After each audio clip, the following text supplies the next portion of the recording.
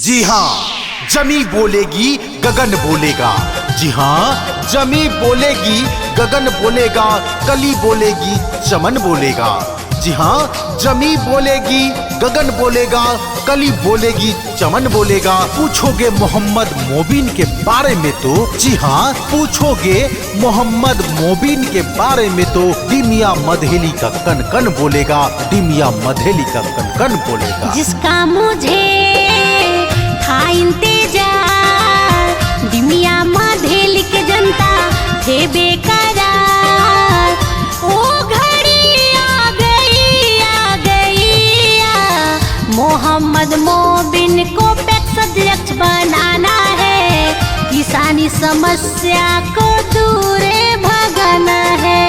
मोहम्मद मोबिन को पैक्स अध्यक्ष बनाना है, किसानी समस्या को दूर भगाना है। जी हाँ, अपनी तिजोरी को छोड़कर जो गरीबों के लिए काम करे। जी हाँ, अपनी तिजोरी को छोड़कर जो गरीबों के लिए काम करे, ऐसा पैक्स अध्यक्ष चुनिए। जी हाँ प्यारे सम्मानित मतदाता, ऐसा पैक्स अध्यक्ष चुनिए जो किसानों की समस्या का समाधान करे, जो हमारे किसानों की समस्या का समाधान करे। वो है भाई मोहम्मद मोबिन, वो है भाई मोहम्मद मोबिन।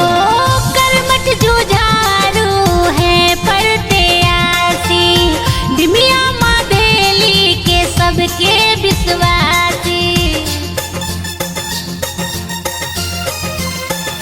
भैया कर्मठ जुझारू है पढ़ते आसी, डिमिया मधेली के सबके विश्वासी। इनको ही इस बार पैक्स अध्यक्ष बनाएंगे।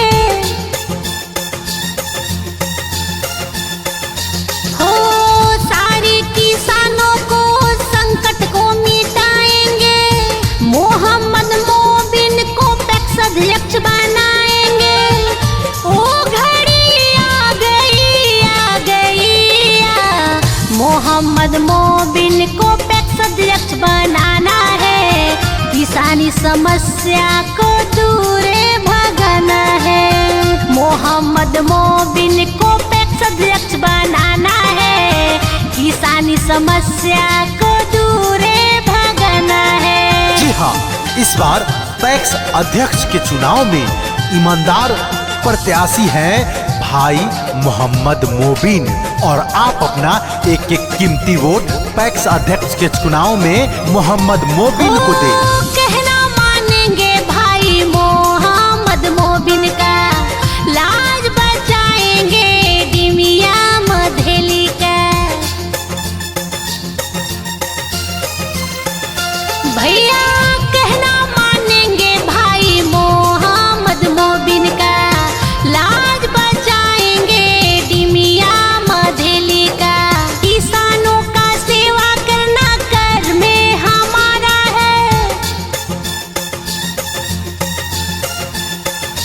भैया जय जवान जय किसान हम सबका नारा है, किसानों का सेवा करना कर में हमारा है।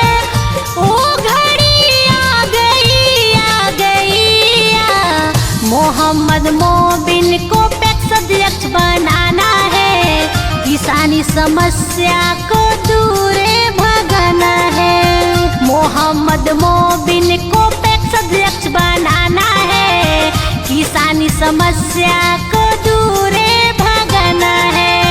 जिसका मुझे था इंतजार, डिमिया मधेली के जनता थे बेकरार। ओ घड़ी आ गई मोहम्मद मोबिन को पैक्स अध्यक्ष बनाना है, किसानी समस्या को दूर भगाना है। मोहम्मद मोबिन को पैक्स अध्यक्ष बनाना है, किसानी समस्या को दूर भगाना है। किसी भी तरह के प्रचार प्रसार के लिए संपर्क करें सोनी सरगम डिजिटल स्टूडियो। मोबाइल नंबर है 9334198258।